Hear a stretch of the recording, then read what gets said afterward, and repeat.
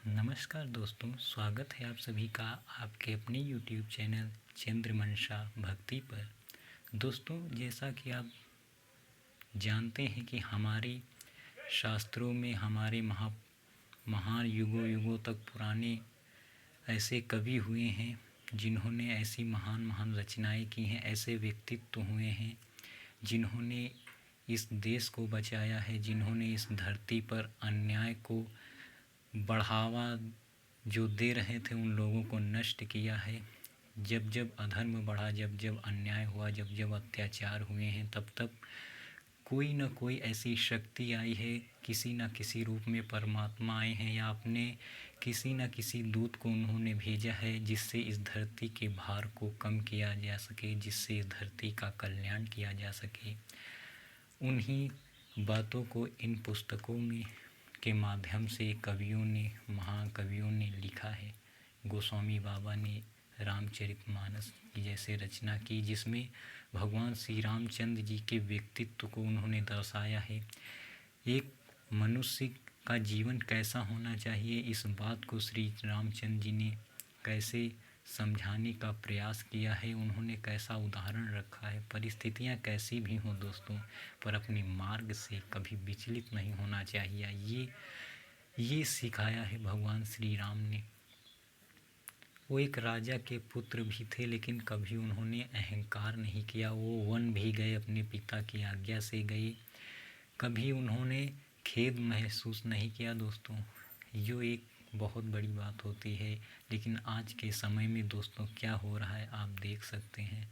अगर आज कोई माँ बाप अगर किसी से कह दे कि वन जाओ, तो उल्टे माँ बाप को ही वो वन भेज देंगे या घर से ही लोग निकाल देते हैं। लेकिन ऐसे ऐसे महान व्यक्तित्व हमारे देश में, हमारे समाज में बहुत पुरातन से हुए हैं, जो युगों युगों तक याद किए जाएंगे।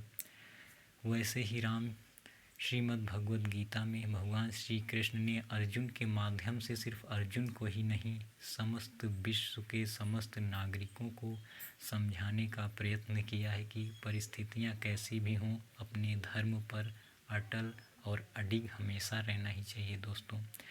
इसीलिए उन्होंने समझाया है अर्जुन को। जब अर्जुन युद्ध करने से इनकार कर चुके थे, पूरी तरह वो हताश हो गए थे दोस्तों, कुरुक्षेत्र में सन्नाटा छा गया था। अर्जुन ने अपने धनुष रख दिए थे, गांडीव को रख दिया। उन्होंने कहा कि हे केशव, अब युद्ध नहीं किया जाएगा मुझसे। उस समय भगवान श्री कृष्ण ने उन्हें जो उपदेश दिए, उसके माध्यम से उन्होंने समस्त विश्व को अपनी वाक्यों से ये संदेश देने का प्रयास किया था दोस्तों कि हर एक मनुष्य को ऐसा ही होना चाहिए और ऐसा ही कर्तव्य करना चाहिए। सो दोस्तों, मैं इस वीडियो में आपको यही सब बताऊंगा। और अगर आप मेरे चैनल पे नए हैं तो इस चैनल को सब्सक्राइब करके बेल आइकन को भी प्रेस कर दीजिएगा दोस्तों, जिससे नए और भी वीडियो आपके पास बहुत बहुत जल्द पहुंच जाएं।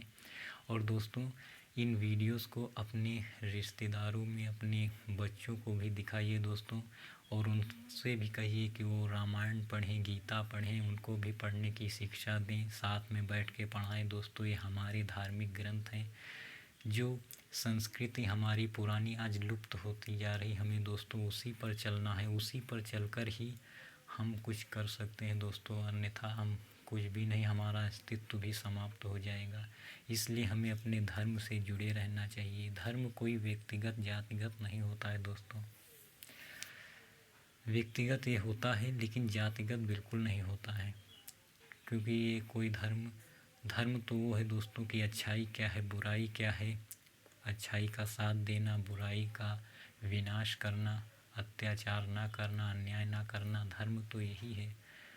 बाकी यही सब बातें दोस्तों इसमें सिखाई गई हैं। और मैं आपको ये कैसे पढ़ा जाता है, ये चौपाइयाँ कैसे पढ़ी जाती हैं, ये सब मैं आपको बताऊंगा। दोहे कैसे पढ़े जाते हैं, शुरुआत कैसे की जाती है, श्लोक कैसे पढ़े जाते हैं, ये सारी चीज़ें दोस्तों मैं एक एक करके वीडियोस के माध्यम से, और इतना ही नहीं, मैं इनके एक एक लाइनों का भावार्थ भी आपको पूरी तरह से समझाने का प्रयत्न करूँगा और इसकी तह तक जाने का प्रयास करूँगा, जिससे आपको मैं अच्छे से अच्छे समझा सकूँ।